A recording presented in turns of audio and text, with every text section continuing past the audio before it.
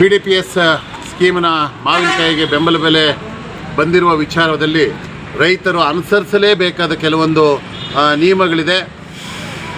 ಈಗ ಈ ದಿನ ಮಧ್ಯಾಹ್ನದೊಳಗಡೆ ಏನು ನಿನ್ನೆಯಿಂದ ಈ ದಿನದವರೆಗೂ ನಡೆದಂತಹ ವಿಷಯದಲ್ಲಿ ಇವತ್ತು ರೈತರಿಗೆ ಮಾವಿನಕಾಯಿಗೆ ಬೆಂಬಲ ಬೆಲೆ ಘೋಷಣೆಯಾಗಿದೆ. 1 ಟನ್ನಿಗೆ 4,375 ರೂಪಾಯಿ ಅಂತ ಘೋಷಣೆಯಾಗಿದೆ.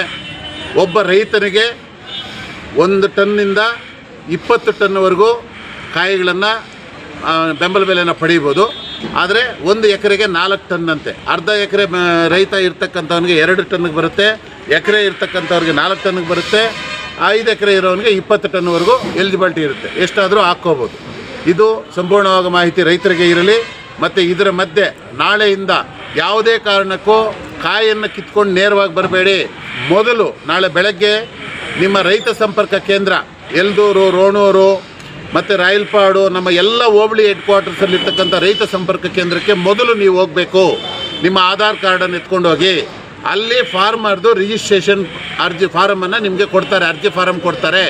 ಆ ಅರ್ಜಿ ಫಾರಮ್ನ ಜೊತೆಗೆ ಮಾವಿನಕಾಯಿ ಎತ್ಕೊಂಡು ಬಂದು ಚೆಕ್ ಪೋಸ್ಟ್ಗೆ ಬರಬೇಕು. ಕೊಳ್ಳೂರು ಕಾಲೋನಿಯಲ್ಲಿರ್ತಕ್ಕಂಥ ಚೆಕ್ ಪೋಸ್ಟು ಯಾವ ಕಡೆಯಿಂದ ಬಂದರೂ ಸಹ ಅಲ್ಲೇ ಕಾಯಿಗಳನ್ನು ಎತ್ಕೊಂಡ್ಬರಬೇಕು. ಆ ಚೆಕ್ ಪೋಸ್ಟ್ನಲ್ಲಿ ಒಂದು ರಸೀದಿಯನ್ನು ಕೊಡ್ತಾರೆ.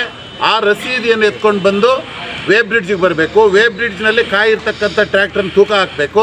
ಅದನ್ನು ಎತ್ಕೊಂಡ್ಬಂದು ಮಂಡಿಯಲ್ಲಿ ಅನ್ಲೋಡ್ ಮಾಡಬೇಕು.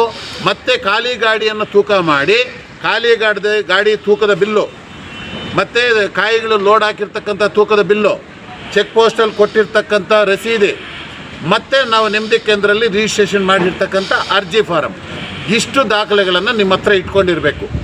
ನಂತರ ನೀವು ಈ ಪ್ರತಿದಿನ ಕಾಯಿಗಳು ಕಿತ್ತಂಥ ಸಂದರ್ಭದಲ್ಲಿ ನೀವು ಆ ಚೆಕ್ ಪೋಸ್ಟ್ನಲ್ಲಿ ರಸೀದಿಯನ್ನು ಪಡಿಬೇಕು.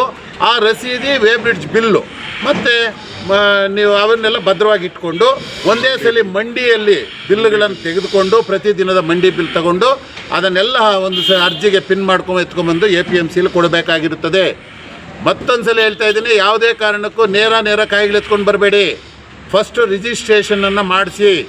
ತಮ್ಮ ರೈತ ಸಂಪರ್ಕ ಕೇಂದ್ರ, ತೋಟಗಾರಿಕೆ ಇಲಾಖೆ ಹಾಗೂ ಈ APMCಯಲ್ಲಿ ಕೂಡ 5 ಕಂಪ್ಯೂಟರ್ಸ್ ಇರುತ್ತೆ.